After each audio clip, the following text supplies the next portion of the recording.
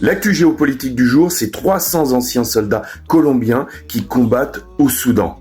Donc, ces mercenaires colombiens sont recrutés via les Émirats Arabes Unis et combattent auprès des RSF à Niala, au Soudan. Alors parfois, ils gardent des sites clés, parfois ils entraînent les soldats, des soldats qui sont pas forcément majeurs, et ils sont supervisés par des sociétés privées de sécurité. Il y a quelque temps, il y a eu une enquête où des mercenaires colombiens ont été recrutés pour garder des sites clés en Afrique et au Moyen-Orient. Malheureusement, lorsqu'ils sont arrivés sur place, ils ont dû aller combattre avec les RSF.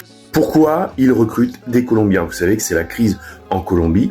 Lorsqu'on vous propose 2800 à 3400 $ par mois, vous les prenez. Les mercenaires colombiens que l'on peut voir à l'image font partie de l'unité Les Lions du désert. Ils participent à l'assaut sur El Fasher et beaucoup d'entre eux ont été blessés par des drones ou par l'artillerie. Et comme je vous en avais parlé il y a quelques temps, il y a des mercenaires colombiens, j'avais parlé de ça sur un autre compte, qui combattent en Ukraine.